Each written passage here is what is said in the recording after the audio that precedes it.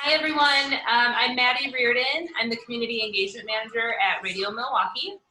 First and foremost, thank you to Andre Perry, Dee Kemp, and Keith Stanley for being here and being part of this conversation today. If you haven't already muted yourself, again, please do. For those of you who may not be familiar with Radio Milwaukee, we are a nonprofit, non-commercial, no, not right now, buddy. I'm sorry, children. We're a nonprofit, non-commercial radio station that seeks to create a more inclusive and engaged Milwaukee through music and stories on air, online, and on site. This virtual platform of Zoom, we have all come to know and love, maybe, but this is now our on-site component, so we're able to keep that part of our mission very much alive during the pandemic. I apologize in advance if my children make an appearance during our conversation today. This is just kind of where I'm at in this pandemic. I want to welcome you all to Know Your Price, Valuing Black Lives and Property in Milwaukee.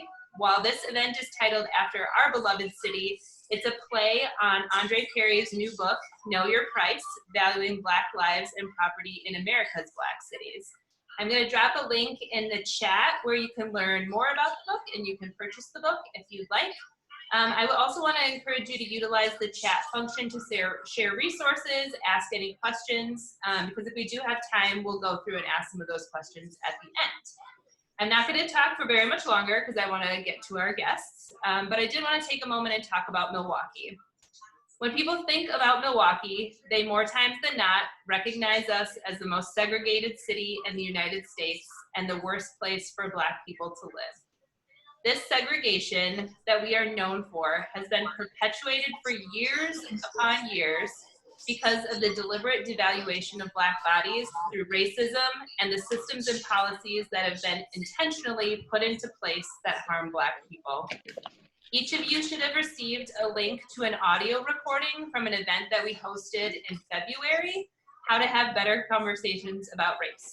For those of you who haven't listened to it yet, I do encourage you to do so, as Reggie Jackson talks about how Black neighborhoods in Milwaukee were formed and the racist and discriminatory practices that helped to shape them, including redlining, racially restrictive housing covenants, and unequal lending practices. While many of these practices and policies were eventually declared against the law, they were replaced by other policies and practices continuing to be put into place to devalue Black lives and property. We're in the middle of a global pandemic and a global human rights movement, both of which have further exposed and opened the door to serious conversations about the disproportionate health and economic challenges and racism that Black people face every day. These conversations need to keep happening and need to be translated into action and sustainable strategies that highlight the assets we have in Black people and Black neighborhoods. Sorry, guys. I finished Andre's book about 2 weeks ago, and honestly, we could host a conversation about literally every chapter in Andre's book and how it relates to Milwaukee. But today we're going to be focused on housing and community development and the assets we have here in Milwaukee related to those topics. I'd like to now welcome Andre Perry, author of Know Your Price, Valuing Black Lives and Property in America's Black Cities. Hi, Andre. Thank you so much for being here today. Hi, how are you? Thanks for having me. Your house looks like mine. I just backed by a bookshelf instead of where my children are at this point. Just a couple of things. One, I want to say thank you for helping me out and inviting me to present. But if you could allow me to share my screen so I have a presentation, if that's okay. Of course. And I also wanted to say greetings from the comforts of my home in Washington, D.C. I want to send my condolences to all those who've lost their lives because of COVID. This has been a challenge, to say the least, for all of us. But please stay in there if you can. Stay socially distant and do everything you can to help flatten the curve. It's been a while since we've we said flatten the curve, but there is still an opportunity to do so. I'm going to just start off by starting off with a presentation that I typically show when view or talking about my book, Know Your Price. So here we go. Hopefully you all can see it. I'll nod your heads if you see my slides. And a lot of this is what's mentioned is in my book, Know Your Price, Valuing Black Lives and Property in America's Black Cities by Andre Perry, available wherever fine books are sold. So make sure you all get your copy. But I'm a fellow at the Brookings Institution, nonpartisan think tank located here in Washington, D.C. We do a range of policy research on international topics, city topics, on economics and governance. But at the Metropolitan Policy Program where I sit, I study Black cities, Black majority cities, the places where the share of the Black population is greater than 50%. And as you can see here on this slide, there are a lot of them. There are more than 1,200 Black majority cities located mainly in the South, but obviously there are several in the Midwest and along the Eastern Seaboard. But you can see there are lots of Black majority cities all across the country. My story, though, starts in one of those places, a small municipality surrounded on three sides by the city of Pittsburgh. Its name is Wilkinsburg. This is my family home, the place where I grew up. It is, as you can see, boarded up. You can essentially purchase it by paying taxes if you agree to pay the taxes that are owed on it from the borough of Wilkinsburg. It's essentially priced at nothing. But for me, it's worth so much more, and I'll tell you why. There's my mom on the upper right-hand corner in this deck. Her name is Elsie Boyd. She's not my biological mother. She's the woman who raised me. As the story is told to me, when I was born, my mother was under duress. She was certainly poor. She probably was abused in an abusive relationship, and also try to make sure that you mute your devices, please. But it was a deal made between Elsie Boyd and my maternal grandmother that I would be raised by her. And that's exactly what happened. I went from the hospital to 1320 Hill Avenue in Wilkinsburg. My brother came along with me. And as you can see here, pictured here, many other children were raised in that house of varying durations. Some stayed for a few weeks, others stayed for months. I stayed till I graduated from high school along with my biological brothers. But the home in which we were raised literally saved the lives of about a dozen or so children from the Pittsburgh area. One of the reasons why I had to be informally adopted is because here's my father. He was born in Detroit, bounced between Detroit and Pittsburgh. He eventually became addicted to heroin and found himself inside and outside of prison. He eventually was murdered in prison at the hands of another inmate. I was told growing up that he died breaking up a fight in prison. In doing the research for my book, I discovered that he died, at least the medical reports, and we have to often take those medical reports from prisons with a grain of salt, because we know how often police and the criminal justice system can cover up incidents. But the hospital, the medical report, and at the hospital and the report at the prison said he died from a single stab wound to his heart a day before his 27th birthday. So he essentially died. It's 7 in the morning, which meant that he's probably asleep at the time. But he died because he was in prison, and I'll talk about why we need to complicate the narrative of how he died. But in examining the valuation, I started at home. I went back home. I saw that my home was priced at significantly lower than other homes in the area, and I just started doing research on that topic. And as you can see here, housing prices vary based on where you live and the concentration of Blackness in that neighborhood. On the x-axis, you see the zip codes, the neighborhoods that are by percentage of Blackness. So on the first column, you see places where the Black population is less than 1%. In those places, home prices are approximately $340,000. Compare that to the places where the share of the Black population is greater than 50%. The home prices are about half as much, about at $184,000. Now, a lot of people will say that's because of education, that's because of crime, that's because of what people are doing in those neighborhoods. Well, we can actually control for all of those different factors. So we control for the absolute price difference, that number, what you saw earlier, and we control for structural characteristics. So we found homes with the same size, number of rooms, number of amenities, all those structural characteristics of the home we control for. We also controlled for the neighborhood amenities, meaning we looked at education, crime, walkability, and all those fancy Zillow metrics you find.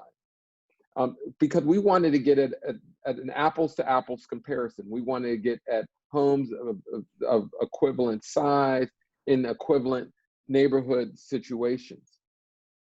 And what we found pretty much astounds, that homes in Black neighborhoods are the equivalent homes, under equivalent social circumstances, are underpriced by 23%, about $48,000 per home. Accumulatively, that's about $156 billion in what amounts to lost equity. And you can see that this is occurring all across the United States. Wherever you see a magenta circle, that's where devaluation is occurring. There are places where homes are higher in value in Black neighborhoods, and those are indicated by the green circles. But as you can see, there are many more magenta circles than there are green, indicating that devaluation is a serious problem in the United States. You can see here that they range in percentages. Lynchburg is amazing, 81% difference. Rochester, New York, 65% difference in homes in Black neighborhoods. Milwaukee, 34%, and that amounts to about a 36,000 difference. Again, there are places where there are positive valuation of homes in Black neighborhoods. Nashville, 10%, Wichita Falls, 16%, Boston, 23%. And by no means am I saying that Boston is less racist than Lynchburg. However, there are significant price differences in homes between the two cities. But I just want to put this $156 billion in perspective. It would have funded more than 4.4 million Black-owned businesses. It would have paid for more than 8 million four-year degrees based on the national average of a four-year public degree. It would have replaced the pipes in Flint, Michigan nearly 3,000 times over. It would have covered nearly all the damage of Hurricane Katrina. And this goes to my father. It's more than double the annual economic burden of the opioid crisis. while my father may have died at the hands of another inmate, he also died because he lived in areas that were significantly devalued. In researching my book, I went to the places where he lived in Detroit and Pittsburgh, and it was clear that he lived in areas that lacked the educational services it needed, the infrastructure. He lived in places where his drug use was criminalized, and his family and his community did not have the resources to find alternatives to prison for a drug addiction. And now it is clear, and I want to be clear about this, that money, that 156 billion just extracted by racism from housing, is just a drop in the bucket of the kind of wealth extraction that is regularly occurring in Black neighborhoods. But just with housing alone, we're robbing people of the opportunities to lift themselves up because of the money that should be going to municipalities, should be going to homeowners, or just evaporated because of racism. And I'm just going to move forward to summarize what I think about this. I say this all the time. I hope you repeat it as often as possible. There's nothing wrong with Black people that ending racism can't solve. When we're talking about the state of Black cities, the state of Black neighborhoods, we're constantly saying that the conditions or the state of them is predicated on individual people's behavior. But the reality is that racism is robbing people of the resources to lift themselves up. And also the lack of resources is contributing to things like crime, lower education. And so if we want to fix the issues in our neighborhood, we should not fix Black people. We should fix the policies that extract wealth from Black people. And this is the kind of clarification I want to make in this book. I hope you can hear this. Please let me know. Somebody give me a shout out if you cannot hear this. But this is me testifying on Capitol Hill on the appraisals. Now, I say that there's nothing wrong with Black people that ending racism can't solve, but there are a lot of people out there who believe that there is no housing discrimination. I'll show you in this brief film.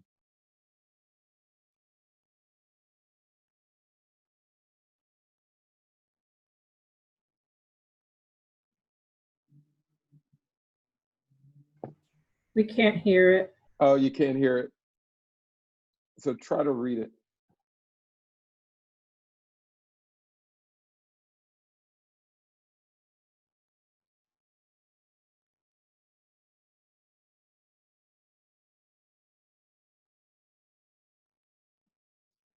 Yeah, so in that exchange, and I think it's because the sound is going through my headphones, but in that exchange, Representative Al Green asked us, do we feel discrimination exists? And I was the only one that raised their hand.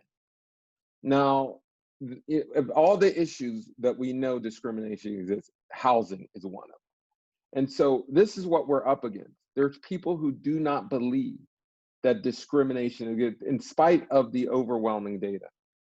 I'm going to go on briefly to another topic that is near and dear to my heart that also helped inform a lot of the book.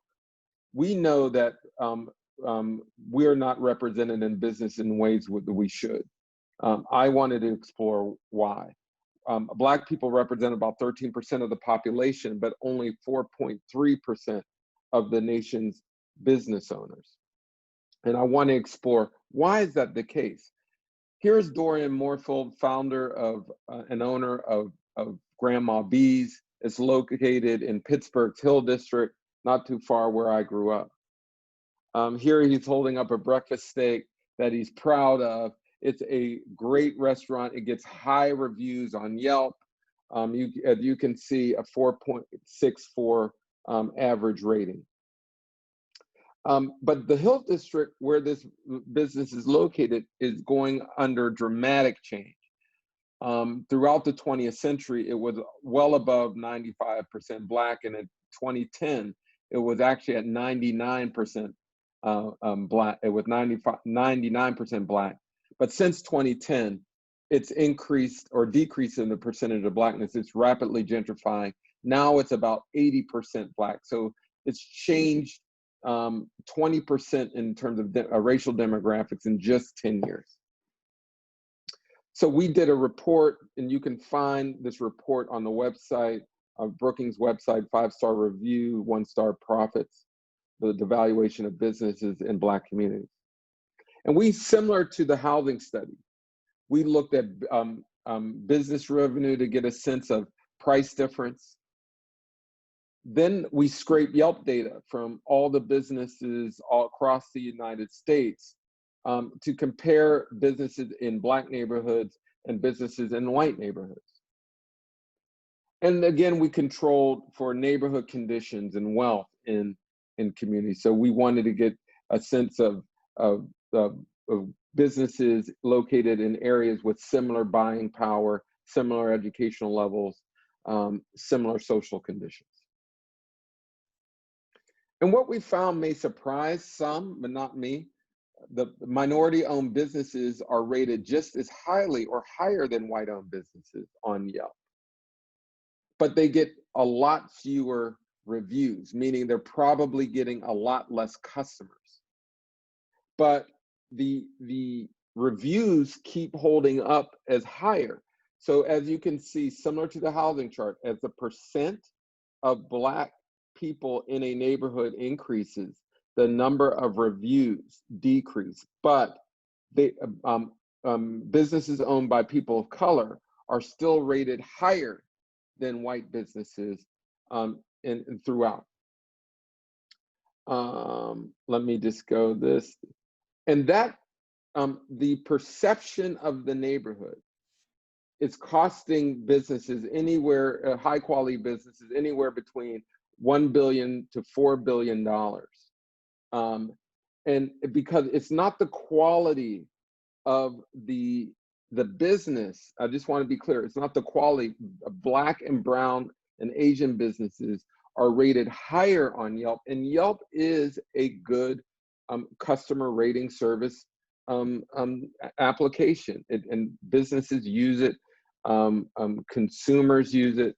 It does reflect how people feel about the quality of a business.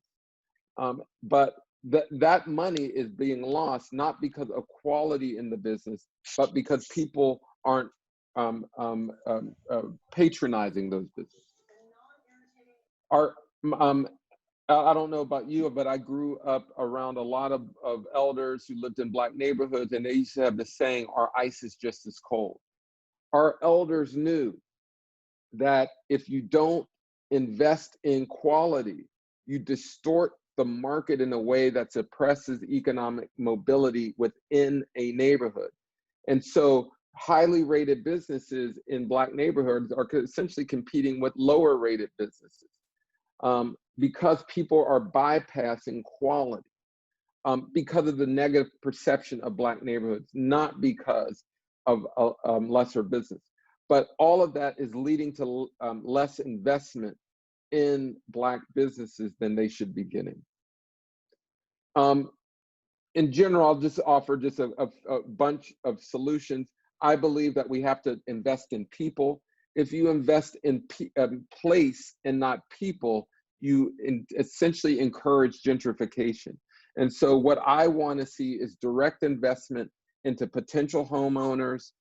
We want to create new mortgage products that enable low-income renters to buy properties that are priced at a low price point, and making sure that other people cannot buy those properties, and so to encourage home ownership in areas where there's some significant devaluation. We also want to encourage or lend out microloans to current homeowners. And by the way, I want everybody out there to hear this. We're in a relationship right now with Ashoka, and we will have a $1 million challenge competition. in which we will be asking people who are proximate to the problem of the valuation to come up with solutions for it. And so if you are a person, have a company or an organization that works on housing issues, please follow me. Always go to Andre Perry EDU. Follow me to make sure that you hear an announcement. If you ping me, I will make sure to give you instruction on how to sign up for my newsletter so that you can get that information. But again, this fall we'll be announcing $1 million challenge to invest in people who are proximate to the problem to work on housing devaluation. But we also believe in investing in place, making targeted infrastructure investments in Black neighborhoods. The loss of revenue because of devaluation hamstrings communities to make the kind of beautification investments, the kind of investments in quality policing and teachers and all kind of things. But so we want to see targeted infrastructure investments in Black neighborhoods. And we also want businesses to invest in Black neighborhoods. We feel it's important for businesses to make sure that they go to Black areas. I'm going to close here, but I'm going to leave you with how I came up with the title, Know Your Price. It comes from my favorite play in the whole wide world, Two Trains Running, by August Wilson. And in the play, the main character, Memphis, is about to have a property seized by eminent domain by the city of Pittsburgh. The city offers Memphis $15,000 for his property. Memphis replies, "I'm not selling my property for $15,000. I got my price. I know my price," and I'm paraphrasing, but it's a refrain that is stated throughout the play. Give me my, I know my price. I got my price. There's another character, Hambone. In the play, the Hambone agrees to paint a fence in exchange for a ham. He paints the fence. He never gets his ham. And throughout the play, Hambone says, "Give me my ham, give me my ham, give me my ham," until he goes crazy and actually dies. But there's a happy ending to the story. I know people are like, man, that's sad. But there is a happy ending to the story. The main character, Memphis, gets $35,000 for his property. And the moral of the story is you have to know that you have worth. What my book, Know Your Price, tries to do is give people the price to stand on, to make the demand, even if it means going crazy and dying.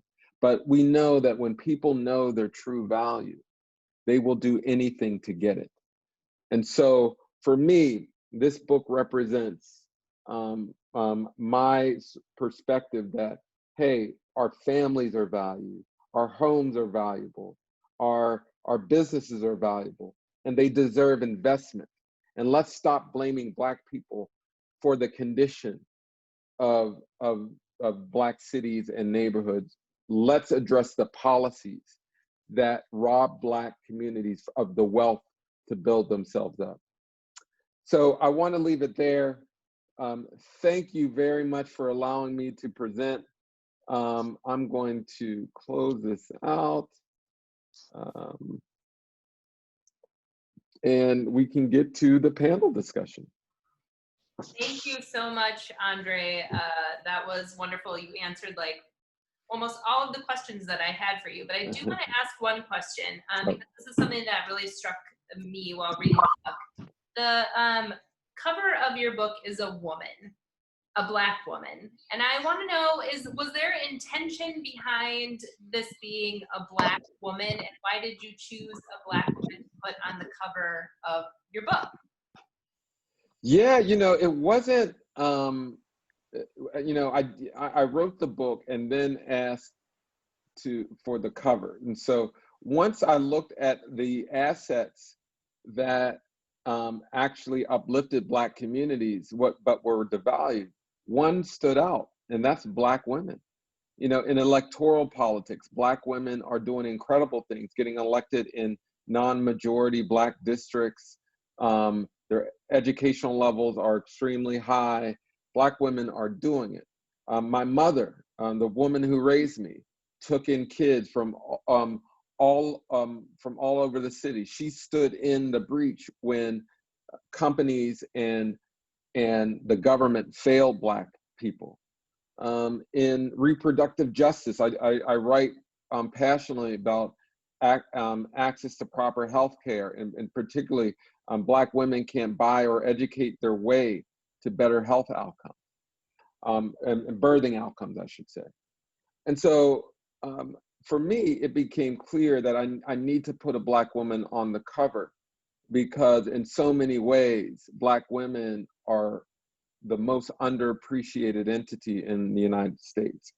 And so that's why I did it.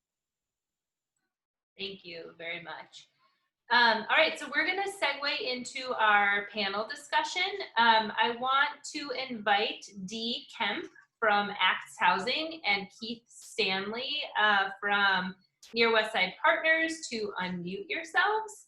And I would really like you to introduce yourselves. So Dee, if you want to take this opportunity to introduce yourself to the audience, that would be wonderful.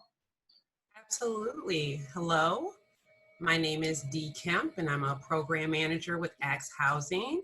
Definitely want to thank 889 for providing this forum and giving Axe the opportunity to participate in the discussion.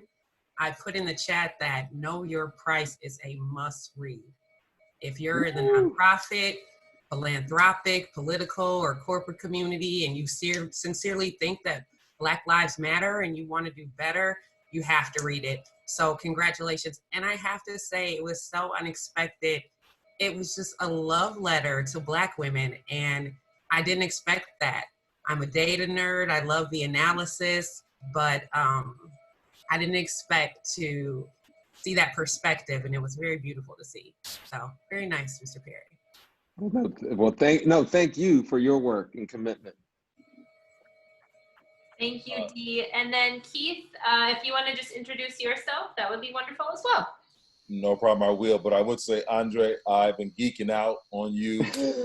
I've been I'm a YouTuber, and I've watched every single video that you've been on YouTube with. So I'm listening to all your stuff like, yeah, that's right, that's right.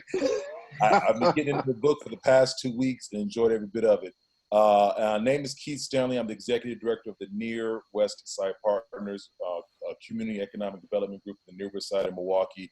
I've been doing that for the past 6+ years. So I want to give a shout out to my former boss, June. I love you. Awesome. Thank you so much for being here. We're going to start with a couple questions for Dee, because the work that Axe Housing is doing in Milwaukee is really incredible. So Dee, could you tell us about the mission and vision of Axe Housing, maybe a little bit of the history about why it was started? Absolutely. Axe was born in 1995 in the city of Milwaukee. It was originally a ministry of St. Michael's Catholic Church, but we grew and got incorporated so that the program could be offered to the wider community.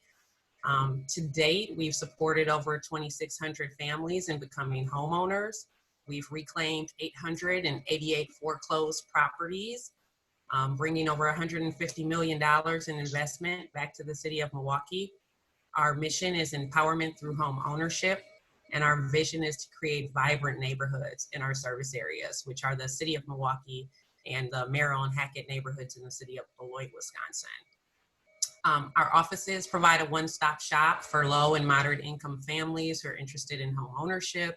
We help families navigate the entire home ownership process by providing several services. We offer one-on-one HUD certified home buyer and pre-purchase education, financial analysis, and counseling.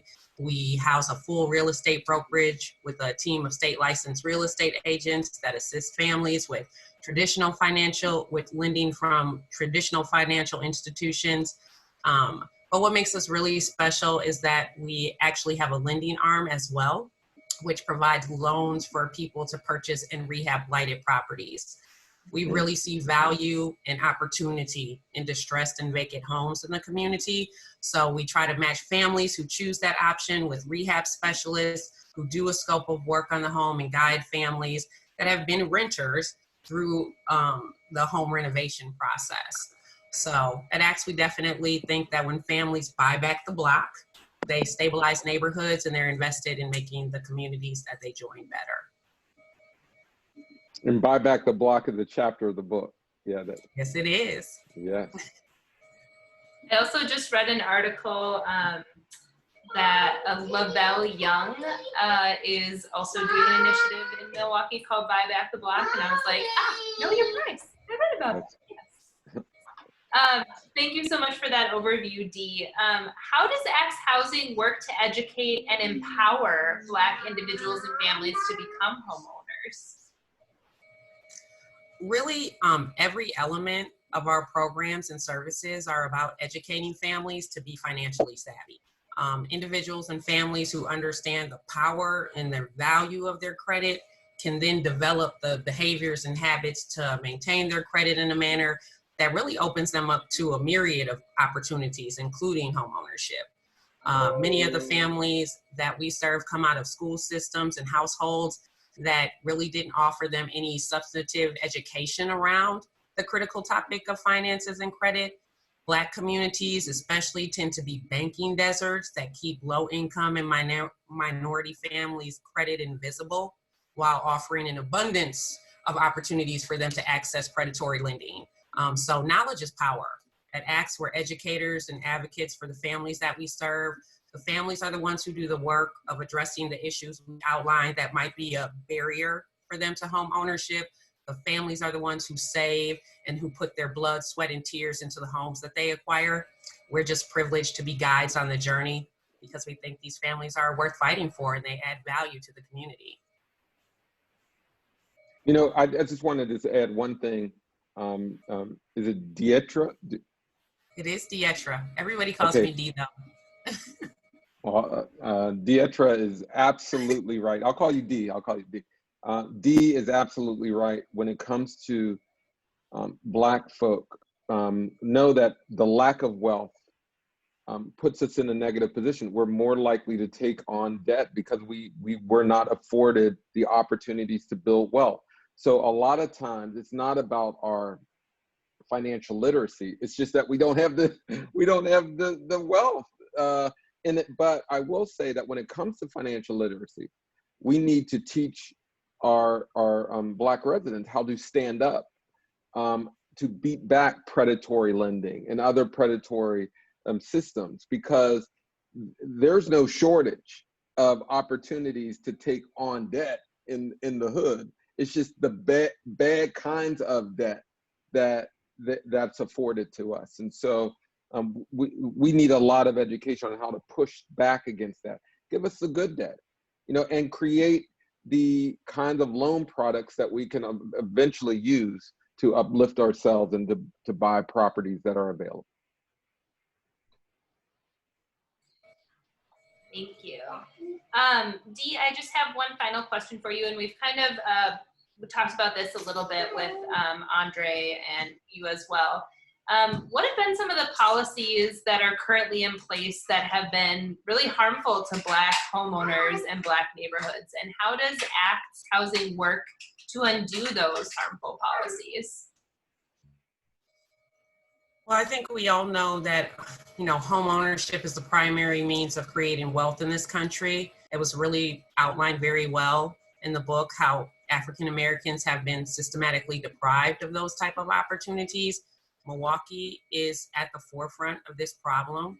The Milwaukee metro area ranks third in the United States among cities with the lowest percentage of households where the primary owner is Black. We're at 7% when our population of Black people in the city is at 40%. We suffer from a lack of family supporting jobs, with median household income among African Americans being a little bit below $29,000. Like most Midwest cities, those good paying manufacturing jobs that attracted Blacks in 60 to 100 years ago are gone. The union jobs that protected Black workers from discrimination have disappeared. White flight has led to a lack of investment in our communities. Historical redlining has kept the city segregated, and the north side of the city, where most of the Black citizens reside, are stereotyped and over-policed. Those families who have purchased a home in spite of those type of challenges and remain in the community. They see their assets undervalued, a lack of care for their neighborhood, until it's determined by someone in power that that neighborhood is a great location, and then you have to deal with the issues related to gentrification. So it's a bit of a vicious cycle. At ACTS, besides the programs and services that we offer to families seeking to become homeowners, we really actively seek to utilize the relationships that we have with traditional lending institutions to, like Andre was talking about, encourage the kind of offerings of products and services that meet the needs of low and moderate income families. We had to create a lending arm to fill a gap for people who had been determined to be unbankable. That's right. And our portfolio outperforms most banks because these people appreciate this opportunity. And not only that, they understand that this is a pool of money that gets recycled. So there's so much pride in paying your mortgage and knowing it's helping somebody else do the same thing that you did. So we are actively too really looking for program integration opportunities and supportive services and complementary service offerings for our families, because Milwaukee does really have an amazing network of nonprofit and community-based organizations, and having a holistic approach is going to really help expedite families through a program like ours. Personally, I have to say something that really impressed me. I joined the ACTS team at the end of last year, and like most governing bodies, we do have a predominantly white board.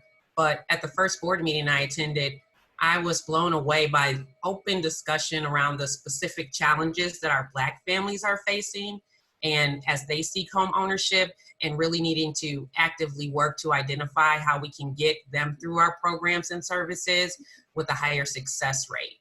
So that's one reason we're really looking at ways that we can really catapult our African American citizens through this program. And it's really refreshing for me to be in an environment where the specific challenges of Black families are recognized and discussed in a manner that are not demeaning to my community. So I'm really proud to be a part of the team, and I'm definitely going to widely share this book because there needs to be that paradigm shift if we truly want to right the wrongs of racism. And I'm also really excited about the future of ACTS Housing. We've got a brilliant team of professionals, and more people are looking at how can we bring value back into these communities that have been underserved. Thank you, Dee. Andre, did you want to respond to that? Keith, did you want to respond? No, I'm singing your praises. D, let's go. Let's go, Let's do this, Andre. Let's do this. Let's do it. That's what I'm talking about. I love it. Well, we have some really great conversation happening in the chat, so I do encourage you who are still on the call to keep utilizing that chat function. I'm going to switch over to Keith now. I asked you to be a part of this panel for lots of reasons. I'm a big fan of yours, but I'm going to ask you about a couple of different things. Can you tell me about the ACRE program that you were a part of? The ACRE program, which was really the brainchild of Dr. Mark Epley, who's no longer at Marquette University, who did an amazing job putting that together in 2005, was a program that allowed really minorities to begin to, persons of color to begin to look at commercial real estate as a really option for us to get involved in. I was attracted to the program as a part of the inaugural class because I really wanted to figure out a way, how could I affect my community using land? I looked across my city, what was happening in 3rd and 5th Ward, and this was right around at the start of what was happening in 3rd, 5th Ward, and what's happening across just our state, and seeing that how other people had control of their land. And to me, I was impressed by that. And Dr. Epley had this program, signed up, and this program has been amazing for the city of Milwaukee. A lot of the Black developers who are doing development went through that program, learned to cut their teeth working with developers who are industry gurus, and so it's been a great program I think for the city. Thank you.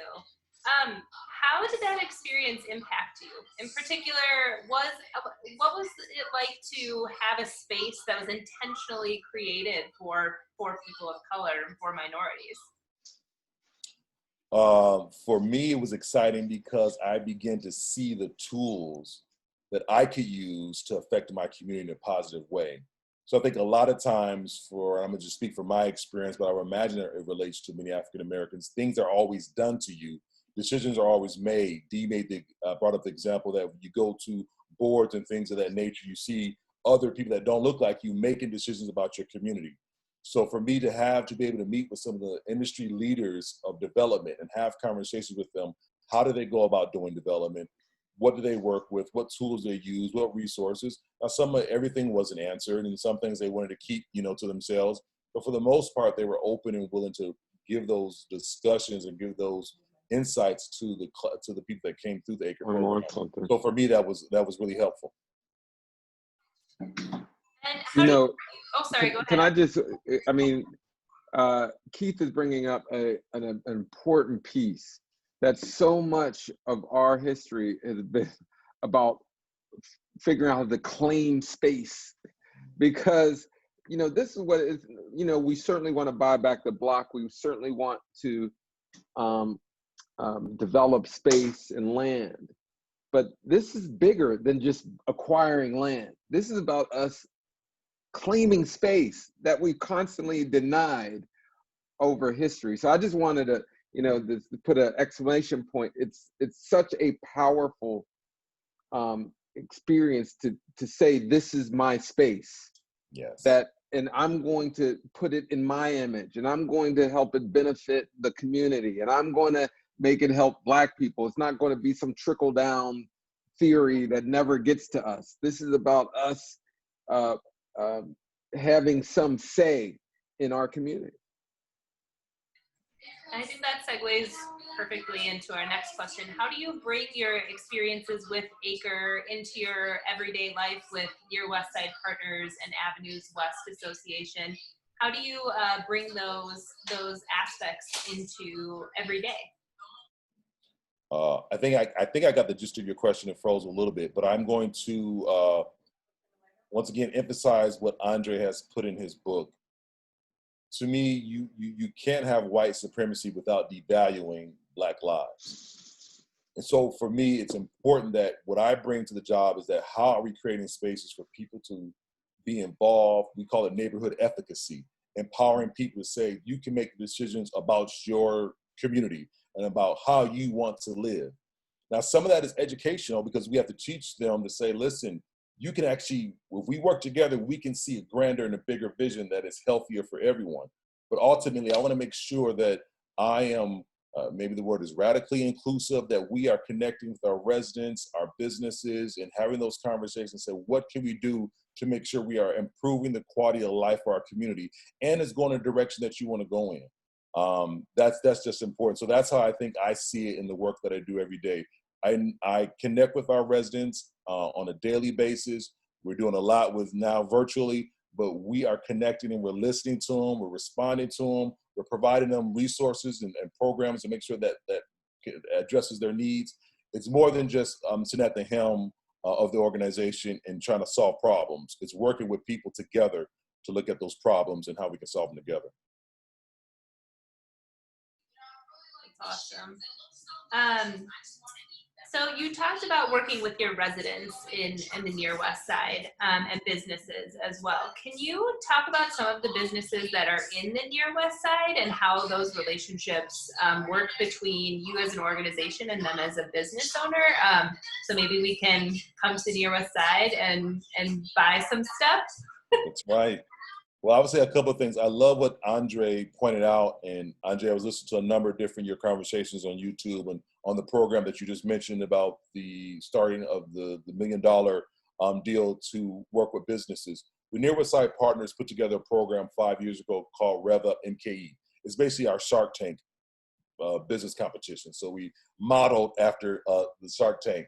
And we have that. The majority of the businesses that have come and won, and we have about 30 of them now, women-owned, and persons of color, mostly African-American. So for me, that's exciting because we are trying to develop economy for our community where the residents, actual residents, own businesses and operating businesses and developing the economy. One of my favorite stories is heartwarming sometimes. Daddy's Soul Food Restaurant, 27th and Wales. You go inside Daddy's, it's a beautiful experience. Benny and Angie are going to say hello to you. They got their family, their son, their daughters working in the back. They're hiring from the community. There's something to be said about when we control the economy. And I hate to put it that way, we control, but it's like, you feel like you're always begging from other people. Can you give me a job, please? Can you do this? But when you have people that look like you, eat like you, talk like you, worship like you, walk like you, live like you, are able to make some decisions, say, you know what? I have a business. We're selling fried chicken. We're selling whatever soul food. We want you to come. I can find a job for you. And you can work within that culture, which is the air that we breathe. It's exciting. So with me, the Near West Side Party is exciting that we've been able to create this platform. To me, economy is everything. I love how Andre introduced and talked about the Yelp and talked about those discussions. So we got some amazing Black business. Jazzy Ray Jewels, John Ray, who was a jeweler. She does amazing work with her jewelry. Lisa K Catering, she's catered all across the state, and she's in the Near West Side. These are strong, powerful Black women who are making decisions, hiring locally from the community. I got a call from Lisa just the other day. Hey, you know, we need to hire 2 more people from the community. You know people. That is something to be said, to be empowered, you know, to be a part of this. I hate to say it, some of my people on the right, they talk about capitalism, they talk about how great it is, but if you're never a part of it, if you're being redlining and the GI Bill doesn't work for you, and if you go to the bank and you have a credit score over 800 and you have no debt and you still can't get loans, that's an issue. And so I think when you have people, once again, that breathe the air that you breathe and can support you, man, that is so powerful. It's so powerful. And Keith is bringing up something that's critical. Our businesses are thriving in spite of a lack of investment. I just want to be clear. Our businesses are rated as high or higher in spite of a lack of investment. Just think of how much money we would add to the overall economy if we were invested in. People want to say that this is like just a Black thing. No, yes, we want investment like everyone else, but this benefits everyone at the end of the day. You're talking about more job opportunities, more spending, expansion of the economy, if we just invested in Black people. No, and I should say, if we invested in quality. If we invested in quality, we would be investing in Black people.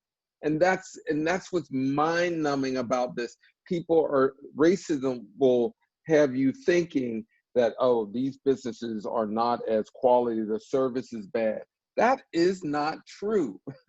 That is not true. What is missing is just investment and appreciation for quality in Black neighborhoods, especially. And Maddie, I just want to say this because Andre brought up a good point in one of your conversations, Andre, which I just want to hone in upon when we talk about not only Black businesses, but this devaluation of everything that is Black. Black leadership, for my role as the Near West Side Partners, we have to do a lot of song and dance, despite our record, to get people to say, oh, you know what, they are doing something.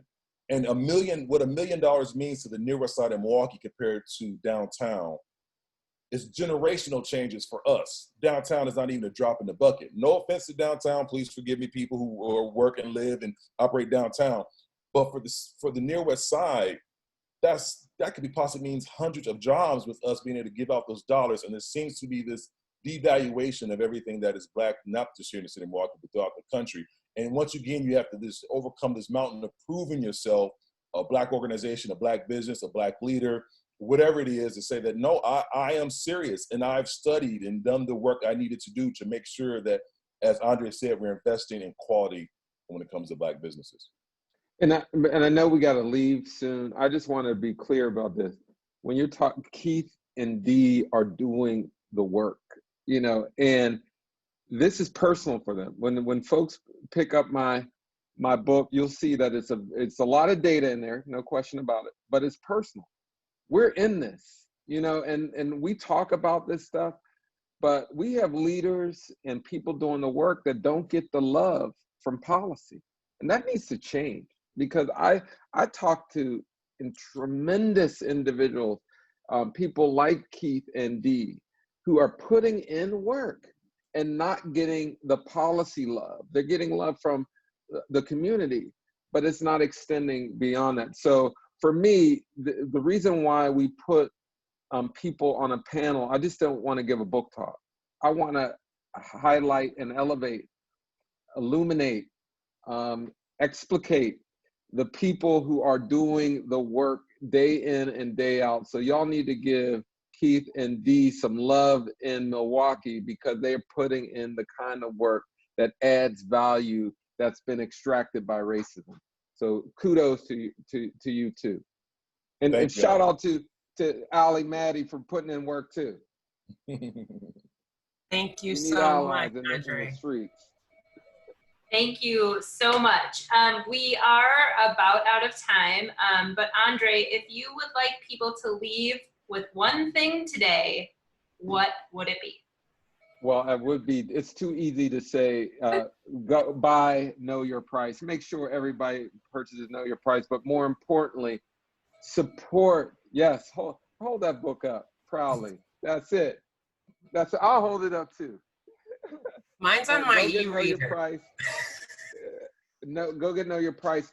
But more importantly, value the people doing the work in your city. Dee and Keith are doing it. You know, find a way to value them. You know, it's nice to be acknowledged, but you have people who know more than me, doing more than me in your part of town. Invest in those people. Thank you all, everyone, again, for being here today. We have work to do. I encourage each of you to read Know Your Price and take action every single day. And remember, there is nothing wrong with Black people that ending racism cannot solve. Thanks, everybody, for being here. I appreciate it. I hope you have a great rest of your day. Andre, thank you so much. Keith, Dee, thank you. Have a great day.